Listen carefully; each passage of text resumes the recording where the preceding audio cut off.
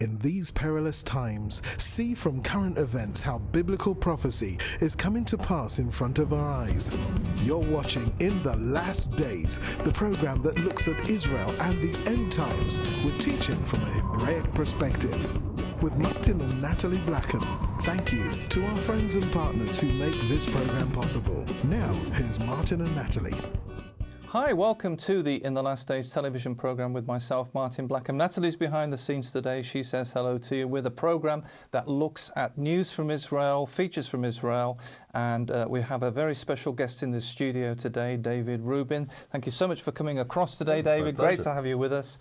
And we're going to be talking today with David about his new book, Sparks from Zion, and we're very excited to have you in talking about your new book, David, and you'll be able to get hold of that book, and we'll give you details as the program goes on how you can get hold of that. David is originally from New York in the United States.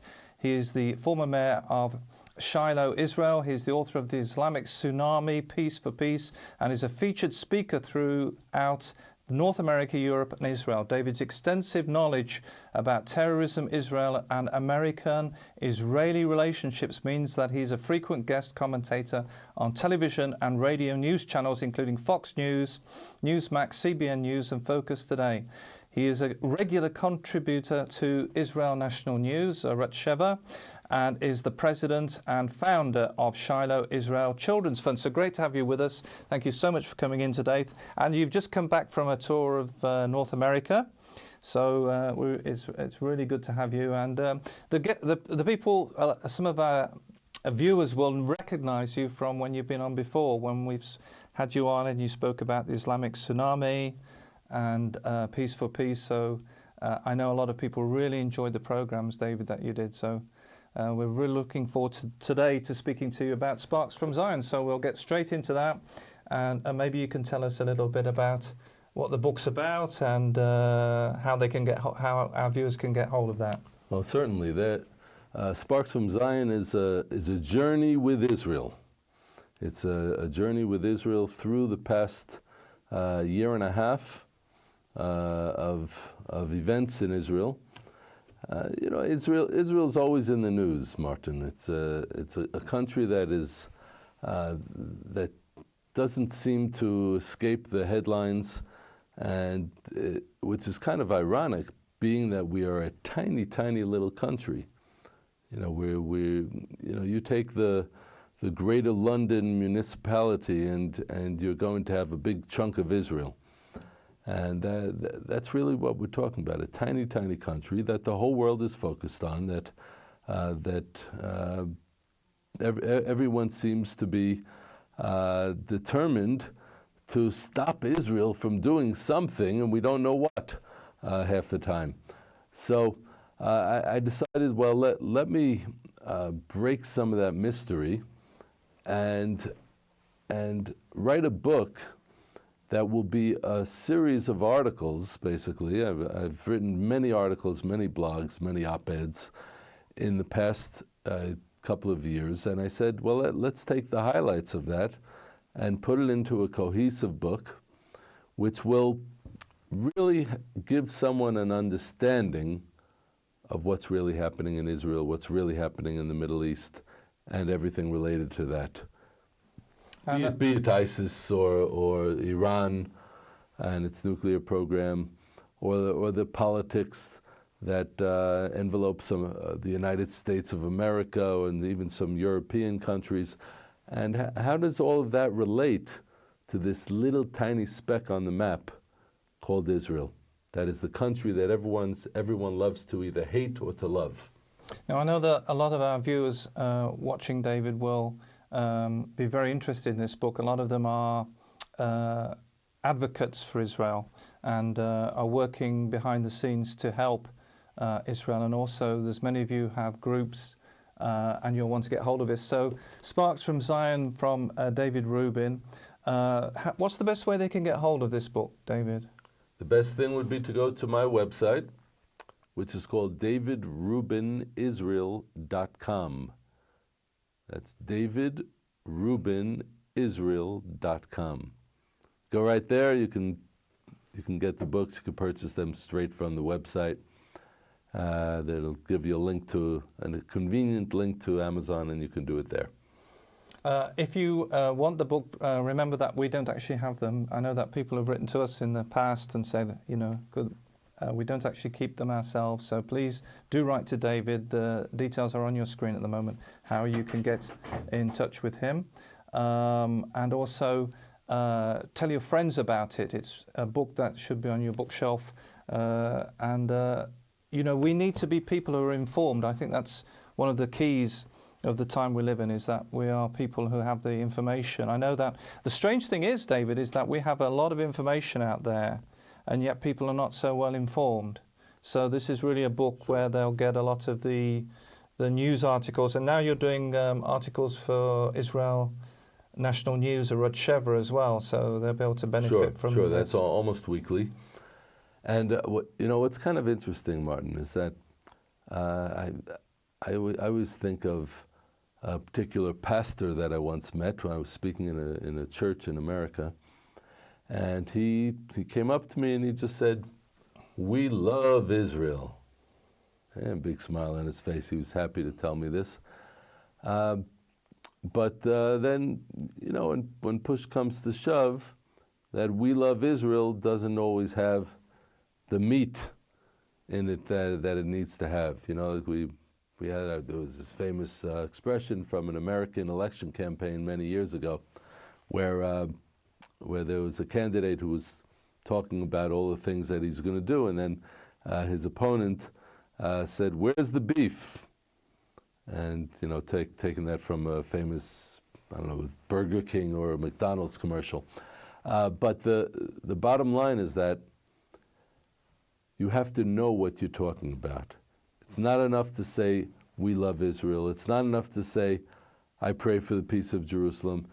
If you really care about Israel, and you really want to be an advocate for Israel, then you have to know the facts about what's going on here. You have to have substance to give to the anti-Israel advocates who are out there just as well, heavily funded by the Arab, Muslim, and Persian Gulf countries. And they are strong advocates against Israel. So it's important for the advocates for Israel to be able to say more than "we love Israel" or "we pray for Israel," but to really know what the facts on the ground are. And that's something that Sparks for Zion gives to those pro-Israel activists. And if you want to get hold of the book, Sparks from Zion, the details are on the screen, how you can get hold of that. And it's also not just is it informing you, not just is it giving you information that you'll need, but it's also supporting the Shiloh Israel Children's Fund that you started. And maybe we can touch on that, how you started that, and maybe a bit about, because one of the things that you've talked about, David, is the problem of peace being forced upon Israel. And one of the the most infamous peace treaties was the Oslo Peace Treaty, which some people think has completely disappeared now. And then maybe you can just share a bit about that experience you had, and what happened to you, and why you started the Shiloh Israel Children's Fund. Sure. Well, shortly after my term as mayor of Shiloh, okay, which we in Israel call Shiloh, so I was on my way home, halfway home, coming up the dark country road that we call the Road of the Patriarchs, because that is the road that the patriarchs of Israel, Abraham, Isaac, and Jacob, would travel on as they were going through the mountain country of Israel. We're halfway home, and suddenly my car was ambushed by Islamic terrorists who were on the side of the road with AK-47 assault rifles.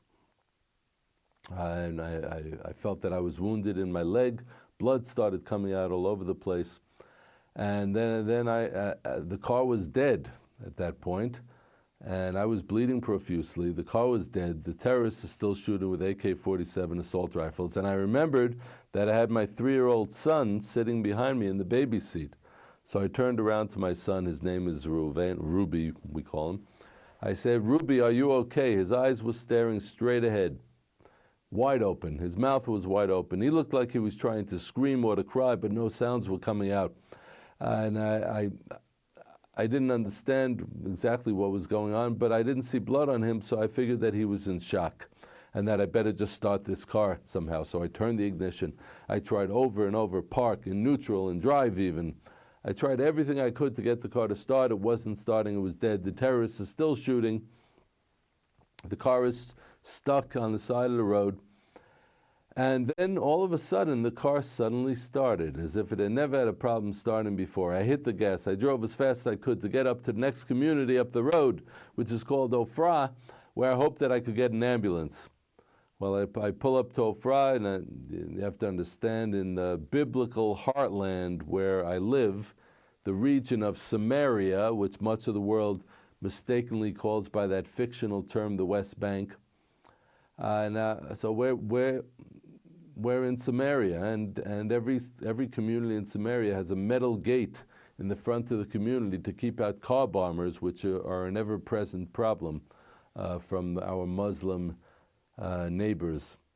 So I start shouting to the guard at the gate, please get an ambulance, and blood was coming out of my leg furiously, and he didn't seem to hear me. There was a young woman on the side of the road who started screaming, jumping up and down, ambulance, ambulance, don't you hear?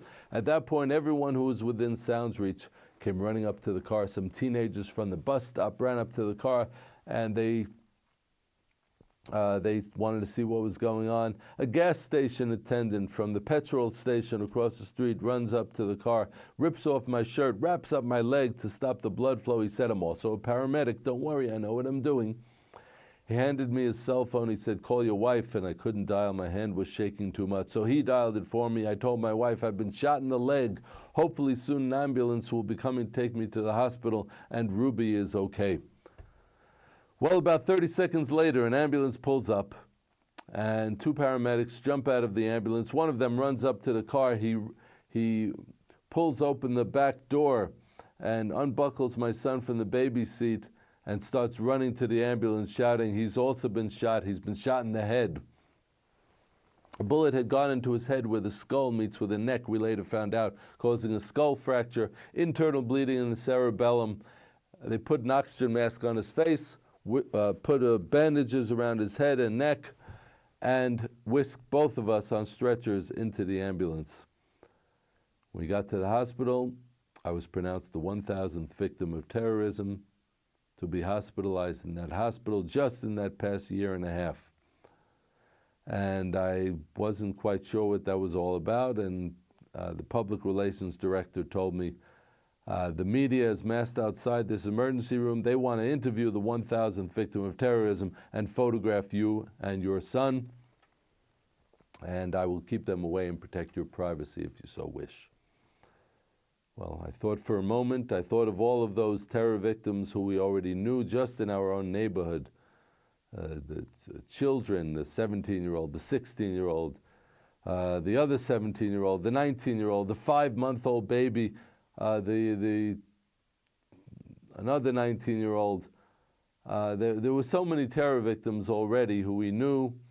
I had a very, very good friend who had just been kidnapped and murdered a few days before by terrorists. His body was left in a cave just 20 minutes north of Shiloh, mutilated. I said, you bring them in. You bring in the media. I have what to say to them. And I've been telling this story ever since, not just because I want the world to know about our trauma. And there are many families who've suffered far worse than us. And not just because I have a political message to deliver, even though, Martin, I'm not shy about my opinions, as you know. I tell this story because it's a story of miracles. I was shot in my left leg, even though the terrorists were shooting from the right side, which enabled me to drive my automatic car to get to that ambulance.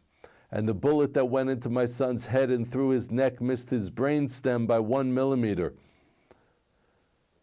Last but not least, on my 5th day in the hospital, I get a call from the car mechanic. He's telling me he wants me to know that they have the car, they're ordering parts, there are 49 bullet holes in the car. I told him, I don't care about the car. I said, my son is in the intensive care unit. He's sleeping most of the day and night because of the bleeding in the cerebellum.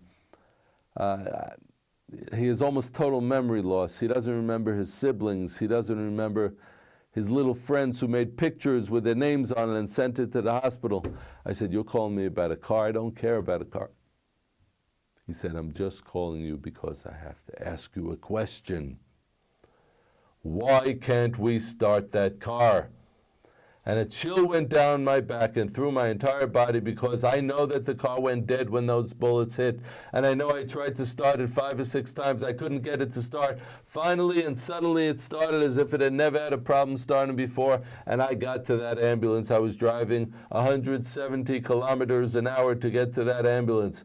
Now, I have to tell you, Martin, I've been a believer in the God of Israel for over 30 years. But up until that very day, I still had some of that old New York liberal skepticism, shall we call it, about personal miracle stories. But I'm not a skeptic any longer, because we were just lifted up on the wings of God to get to that ambulance.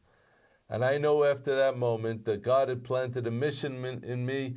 I wasn't quite sure what that mission was. I only discovered it some days later, some weeks later, when my son came back from the hospital. And he would go walking, screaming in the middle of the night, screaming at the top of his lungs, like that scream that he tried to make in the car and couldn't make. And I realized that there was psychological trauma here that needed to be healed, but I had no idea how one goes about healing psychological trauma. You know, in Israel, when someone gets wounded, we're all focused on the physical trauma, but the psychological trauma we only discover later, usually. Well, about 2 weeks later, I'm sitting in my home, in my living room. I'm reading something. And then I noticed that my son is sitting on the other side of the room in this toy car that we had, a big toy car. And he was sitting inside. And then I hear him talking to himself. And he's sitting there in his pajamas, wearing a bandage on the back of his head still. And I couldn't imagine what he was saying, and I listened a bit clearer, and then he picks up a doll, and he turns to me, and he says, "This is the Abba, the Father. He has a hole in his leg." And he picks up a doll that was next to it in the passenger seat, and he says, "This is the little baby. He was shot in the neck." At that moment, I started to understand what that mission was that God had put in me and had given me. And that's when I decided that I was going to start what would eventually become the Shiloh Israel Children's Fund, or Shiloh Israel Children's Fund in Hebrew, to heal the trauma of the terror victim children and to rebuild the biblical heartland through those children, through our therapeutic programs, our educational programs, and our recreational programs in the biblical heartland of Israel. And we're going to put details on the screen so that you can contact David and get involved in that, and they can help you. I guess there'll be the website. The website's on your screen now. They can go right through that website, shilohisraelchildren.org, and there are many possibilities for giving a donation, for giving either a one-time donation or partnering on a monthly basis. And all the details are there on the website. They're very clear, and I would encourage people to get online and really stand with Israel in a concrete way. And it's a very practical way for you or your group if you want to help Israel, if you want to stand with Israel. And it's not just helping the children, but it's also that you're having an impact in the nation of Israel, because this trauma can affect people for all their lives, and even after their children, after when they're grown up, and if it's not healed in the proper way, and if it is healed in the proper way, then these children, and we have many children in the biblical heartland, in Samaria and Judea, and Jerusalem, these children are going to grow up, and they're going to get married, and they're going to have children of their own. And those children are dedicated to the biblical heartland of Israel. Most of those children want to stay in the biblical heartland. So if we heal the trauma, they will grow up to be healthy, dedicated Israeli citizens who want to sacrifice for the land of Israel, who are prepared and know what it is to sacrifice for the land of Israel.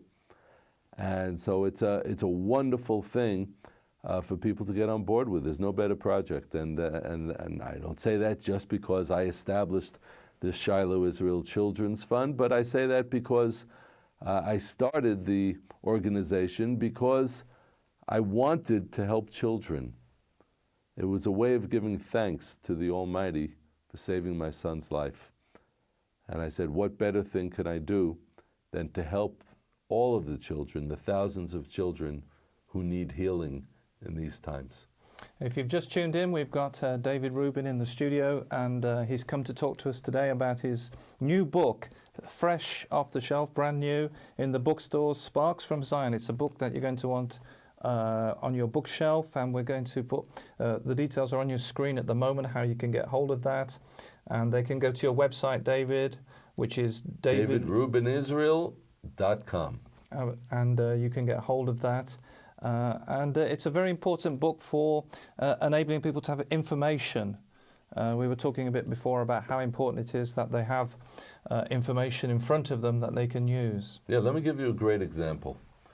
Okay, there's always this talk about the Palestinian state, that Israel needs to establish a Palestinian state, legitimate rights of the Palestinians, and all this other stuff.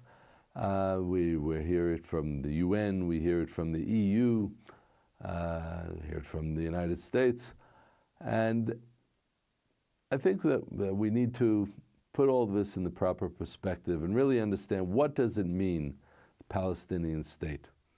Okay, so first of all, the term Palestinian state, the term Palestine, it comes from the word Palestina, which is when the Roman conquerors, drove Israel from the land of Israel and scattered us around the world. That is when they changed the name of the land to Palestina, giving it a Roman derivative of the term Philistines, who were one of the main enemies of Israel in the land of Israel. It's kind of akin to an Islamic terrorist organization taking over the island of Manhattan, New York City, and calling it Al-Qaeda. Okay, after the notorious terrorist organization that destroyed the Twin Towers on 9/11. I think we have to examine those semantics and understand them for what they are. Okay, so that's what happened 2,000 years ago, the renaming of the land of Israel, Palestina. 1964, Yasser Arafat, the former chairman of the Palestine Liberation Organization, he announces that they are going to liberate Palestine for the indigenous people who suddenly are Arab Muslims. I don't know how that happened in 2,000 years, but he created a new people at that point. And a new indigenous nation that he said once was in control of the land of Israel, and that we had taken control of Palestine, that the Jews took control of Palestine. So I challenge anyone to tell me, and this I clearly explain in my book, Sparks from Zion, in one of those articles. I say, if you are promoting this indigenous Palestinian state, so tell me something. What was the monetary currency of that indigenous state of Palestine? Every country is monetary. You know, in England they have the British pound, and in France they have the franc, and in all of Europe they have the euro. You know, in the United States they have the U.S. dollar. In Canada they have the Canadian dollar. In Israel we have the shekel. So what was the currency of that state of Palestine that you're saying once existed, that we supposedly stole. And name one elected or non-elected leader of that state of Palestine that you say once existed. Well, Martin, they cannot answer that question because there never was an indigenous people or a country called Palestine. Sure, there were some Arabs living in the land of Israel. There was the Muslim conquest 1,000 years ago. And then the Crusaders came, and they shifted back and forth. This conqueror came, that conqueror came. Everyone was fighting over the land of Israel while we were gone. But what's very interesting is that the famous author Mark Twain wrote a book, and it was called Innocents Abroad, and he, in that book, he wrote about his visit to the land that most of the world was then calling Palestine. And he said, I could walk for miles. I can walk for miles, and all I see are rocky hills. There is nary a tree, there is nary a flower, there is nary a plant, there is nary a person walking. And so what we can understand from this is not just that Mark Twain liked the word nary, but that there really was a barren land that was waiting for its people to come home. If they want to know more, David, they're going to have to read your book, Sparks from Zion, because of time. Thank you so much for coming across today and being our guest in the studio. If you'd like information about the program, don't forget you can email us at info@inthelastdays.com. You can visit the website www.inthelastdays.com, and remember, we're living in the last days. You've been watching In the Last Days, a TV program with Martin and Natalie Blackham, the program that looks at Israel and the end times with teaching from a Hebraic perspective. If you would like to financially support the program or find out about conferences, meetings, or ministry products, then please contact us with the details on your screen. Visit our easy-to-use website at www.inthelastdays.com and register for our free e-newsletter. Get the latest news from Israel, product information, online video teaching, or watch today's TV program at a time that's convenient to you. Thank you again, friends and partners, for making this program possible. See you same time, same station for the next program from In the Last Days.